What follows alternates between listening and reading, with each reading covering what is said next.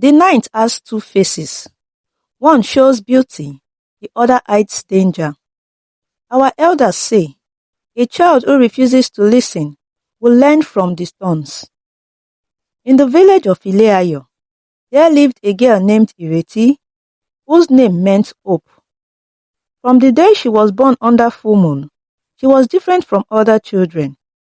While babies cried when darkness fell, Ireti smiled at the stars. While others feared the night, she embraced it like an old friend. Her mother, Mrs. Balogun, was a woman of great wisdom. She grew up in the midst of the elderly, and all the knowledge she acquired over time made her stand out among her mates. Every evening, as the sun painted the sky orange and purple, Mrs. Balogun would tell her daughter the old stories. "Ireti, my child," she would say, rocking gently in her chair.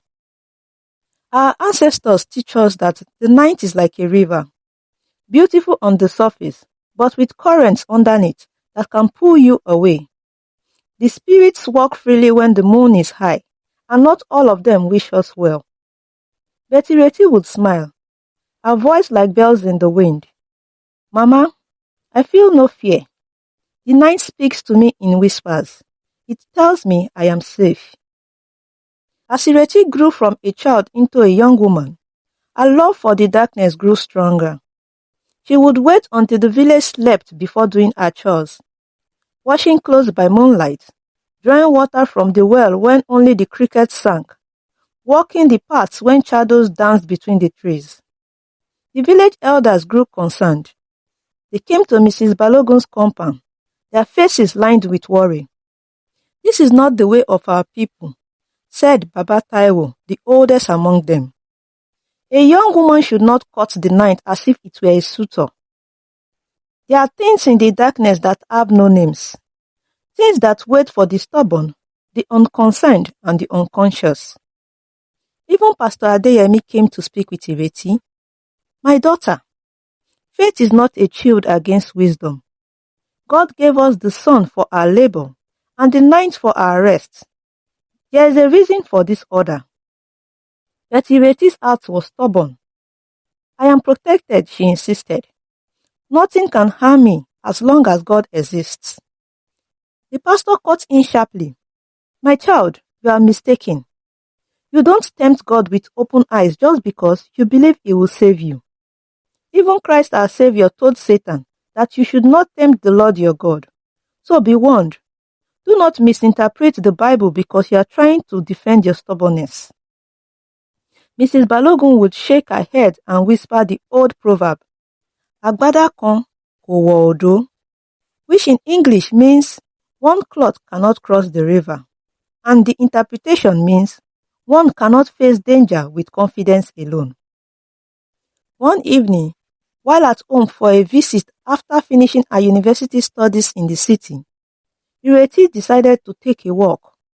The moon was full and bright, casting silver light across the village paths. Against her mother's pleading, she put on her headphones and stepped out. She walked past the compound gates, past the old Iroko tree where the village meetings were held, past the farms where yams grew in neat rows. The music in her ears made her feel invincible. As she walked, she did not notice that the night had grown unusually quiet. The cricket had stopped singing. The frogs by the stream had fallen silent. Even the wind seemed to hold its breath.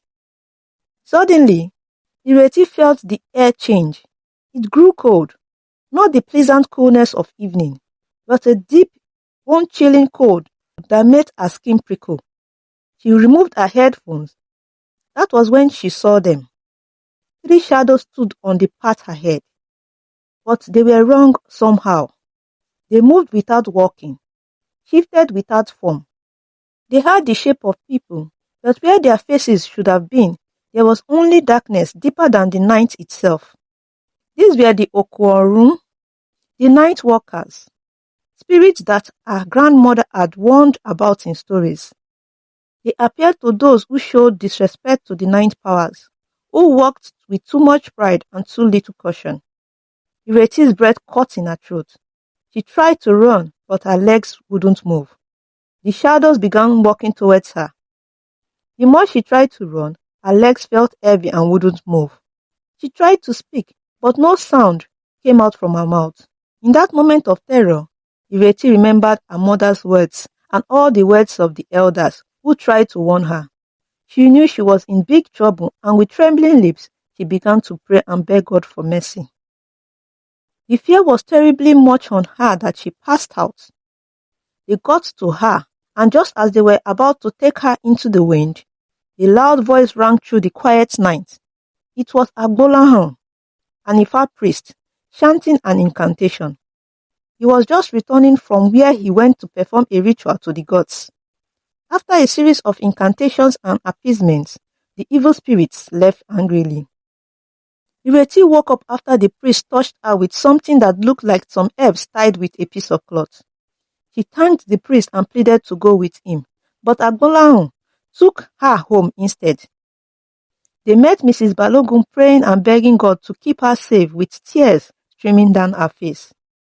"My daughter," she wept, holding Ireti tight. "You have returned to us." That night, Ireti didn't sleep.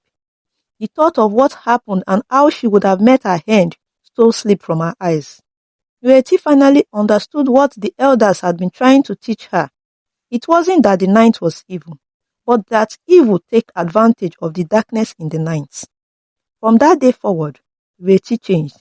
She still loved the evening hours, but she learned to appreciate them from the safety of her home or in the company of others. She became one of the village storytellers, teaching the next generation about the balance between courage and caution, between independence and community. And whenever a young person would boast about their fearlessness, Ireti will smile and say, "Agbada kan kò wọ̀ odó." One cloth cannot cross the river, but many clothes woven together can carry us all safely to the other side. Pride and stubbornness can lead us into danger. The wisdom of our elders, the love from our loved ones, and respect for forces greater than ourselves are the true sources of protection.